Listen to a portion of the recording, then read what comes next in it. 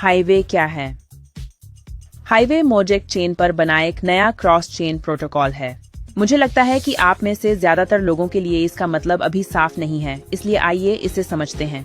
Cross chain protocol यानी संचालक या पुल अलग अलग ब्लॉकचेन नेटवर्कों के बीच पुल का काम करते हैं।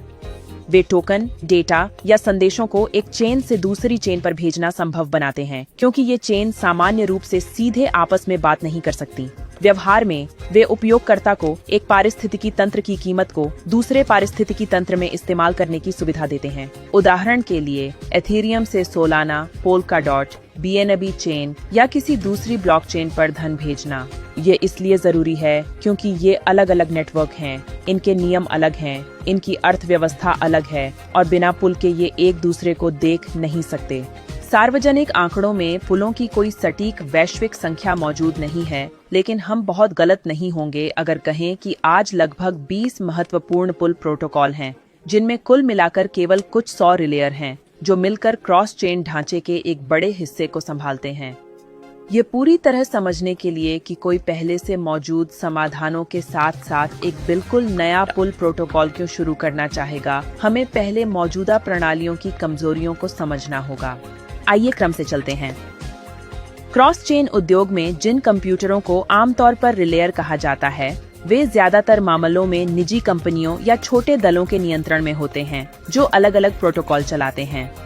इनमें से हर नेटवर्क आमतौर पर थोड़ी संख्या में अलग अलग रिलेयर, सत्यापक, संरक्षक या इसी तरह के संचालकों के साथ काम करता है। इसलिए कई मौजूदा मॉडलों में हम हजारों स्वतंत्र प्रतिभागियों की नहीं, बल्कि केवल दर्जनों की बात करते हैं। दूसरी ओर हाईवे के पास पहले से ही पूर्व विक्रय चरण में लगभग 3000 रिलेयर हैं, जो किसी एक कंपनी के नहीं, बल्कि दुनिया भर के कई हजार स्वतंत्र व्यक्तियों के हैं। उन्होंने अपने रिलेयर अधिकार जन वित्त पोषण चरण के दौरान प्राप्त किए, जो अगस्त 2025 में शुरू हुआ था और अभी भी जारी है। बेलग्रेड की आईटी कंपनी ब्लॉक्सिको, जो इस परियोजना की वैचारिक और विकासात्मक शक्ति है, ने व्यावहारिक रूप से आम आदमी को आधुनिक इतिहास में पहली बार एक महत्वपूर्ण ढांचे का सहभागी बनने का अवसर दिया है, केवल उसका उपयोगकर्ता बनने का नहीं। वैसे हाईवे परियोजना के पहले संस्करण V1 का शुभारंभ अब बहुत नजदीक है, जबकि V2 संस्करण का शुभारंभ, जिसमें अपेक्षित 6000 रिलेयर होंगे, 2027 की दूसरी तिमाही के अंत के लिए नियोजित है। तो बात साफ है, हाईवे खेल के बिल्कुल नए नियम लिख रहा है और नए मानक स्थापित कर रहा है, क्योंकि यह केवल नाम मात्र का विकेंद्रीकरण नहीं, बल्कि ऐसा वास्तविक विकेंद्रीकरण ला रहा है जो इस बाजार में इस समय व्यावहारिक रूप से मौजूद नहीं है। विकेंद्रीकरण निश्चित रूप से एक निर्णायक कारक है, लेकिन अगर आपने सोचा कि केवल विकेंद्रीकरण ही वह कारण था जिसके कारण ब्लॉक्सिको ने कदम उठाया, तो आप गलत थे। सार्वजनिक रूप से उपलब्ध आंकड़ों के अनुसार, विशेष रूप से 2022 के लिए, चैनालिसिस ने बताया कि 13 अलग अलग क्रॉस चेन पुल हैक के माध्यम से लगभग $2 अरब चोरी हुए और उस समय तक उस वर्ष क्रिप्टो उद्योग में चोरी हुई कुल धनराशि का 59% पुल हमलों से आया था। उसी विश्लेषण में कहा गया कि पुल हैकरों के लिए आकर्षक निशाना बन रहे हैं, क्योंकि इनके माध्यम से बहुत बड़ी कीमत गुजरती है और क्योंकि इनमें अक्सर एक केंद्रीय बिंदु होता है जहां गिरवी संपत्ति बंद रहती है। हैकर हमलों की संख्या और चोरी हुई धनराशि का आकार साल दर साल बदलता रहता है, लेकिन यह निश्चित रूप से कहा जा सकता है कि क्रॉस चेन पुल अभी भी ब्लॉकचेन बाजार की एड़ी की कमजोरियों में से एक है। सुरक्षा के मामले में हाईवे क्या बदलता है?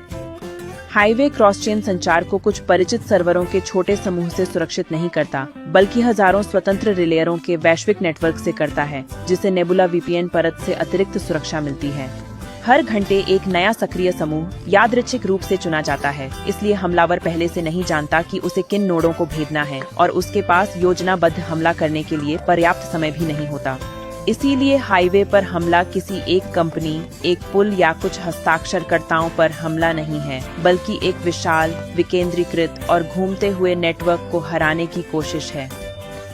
व्यापक विकेंद्रीकरण, यादृच्छिक बदलाव और नेटवर्क सुरक्षा का यही मेल हाईवे को भूस्तरीय सुरक्षा प्रणाली बनाता है और हर हमले की लागत, जटिलता और जोखिम को बिल्कुल नए स्तर पर ले जाता है।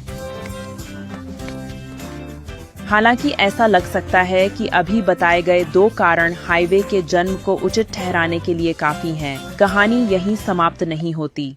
कारण यह है, कई मौजूदा क्रॉस चेन पुलों में उपयोगकर्ता को अक्सर समझना पड़ता है कि वह किस ब्लॉकचेन पर है, कौन सा टोकन इस्तेमाल कर रहा है, कौन सा लिपटा हुआ टोकन मिलेगा, दोनों नेटवर्कों पर शुल्क टोकन पर्याप्त हैं या नहीं, कौन सा पुल सुरक्षित है, कौन सा प्रोटोकॉल चुनना है और कितने चरणों की पुष्टि करनी है। औसत उपयोगकर्ता के लिए यह जटिल, तनावपूर्ण और अक्सर उलझन भरा होता है। अपने पहले संस्करण में पोलकाडॉट पारिस्थितिकी तंत्र के भीतर हाईवे एथेरियम, BSC और सोलाना के लिए पुलों की योजना बना रहा है ताकि धन का स्थानांतरण जितना संभव हो उतना सरल हो, व्यावहारिक रूप से एक क्लिक में। उपयोगकर्ता को तकनीकी पृष्ठभूमि, रिलेयरों, मार्गों और नेटवर्कों के बारे में सोचने के बजाय हाईवे प्रणाली की जटिलता को छिपाता है और उपयोगकर्ता को केवल वही दिखाता है जो महत्वपूर्ण है। वह क्या भेज रहा है, कहां भेज रहा है और कितना प्राप्त करेगा।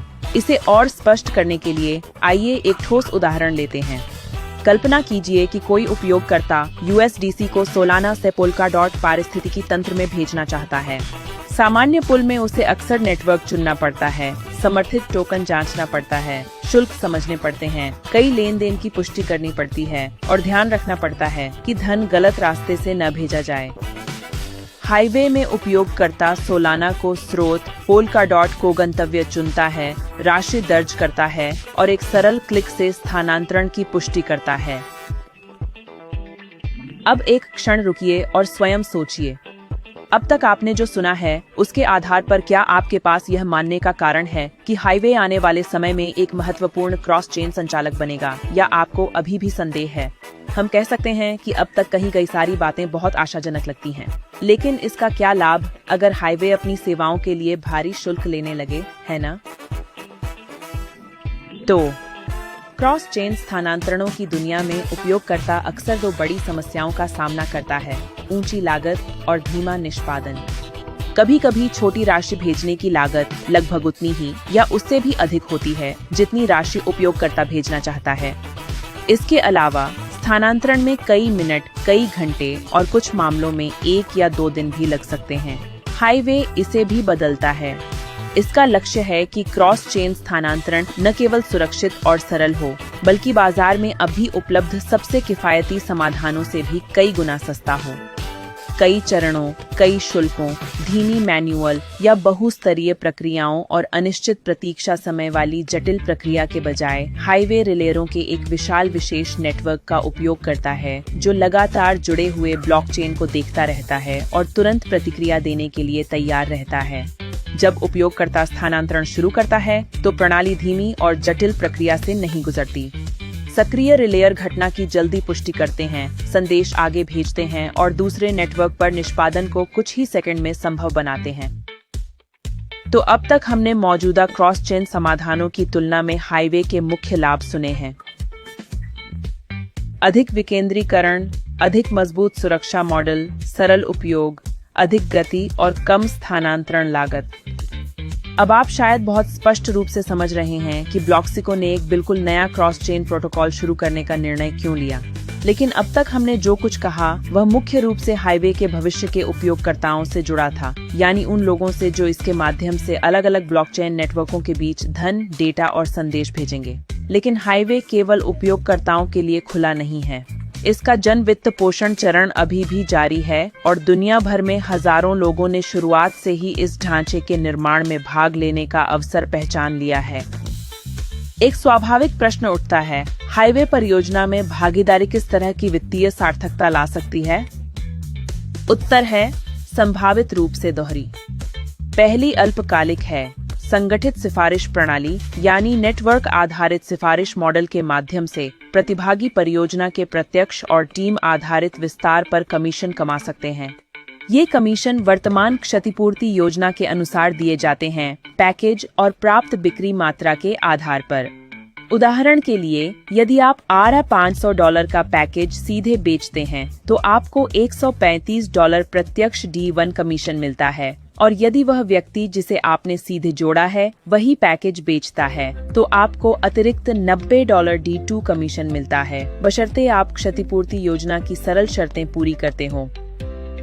दूसरी और कहीं अधिक महत्वपूर्ण दीर्घकालिक सार्थकता है।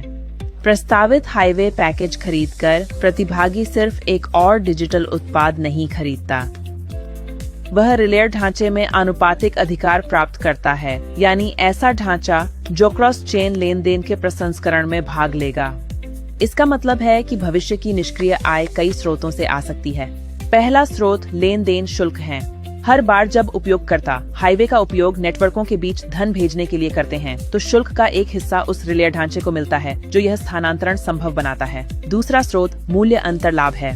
क्रॉस चेन बाजारों में अक्सर अलग अलग ब्लॉकचेन पारिस्थितिकी तंत्रों के बीच मूल्य अंतर होते हैं और हाईवे ढांचा स्वचालित मूल्य अंतर तंत्रों के माध्यम से इन अंतरों का लाभ उठाने में भाग ले सकता है। तीसरा स्रोत है HWA टोकन का स्टेकिंग। जो प्रतिभागी HWA टोकन रखेंगे और स्टेक करेंगे वे प्रोटोकॉल की अपनी अर्थव्यवस्था के माध्यम से अतिरिक्त पुरस्कार प्राप्त कर सकते हैं। 25 अगस्त 2025 को कई उन्नत AI उपकरणों की सहायता से एक आंतरिक काल्पनिक मॉडल बनाया गया जिसमें उपलब्ध परियोजना और बाजार आंकड़े डाले गए।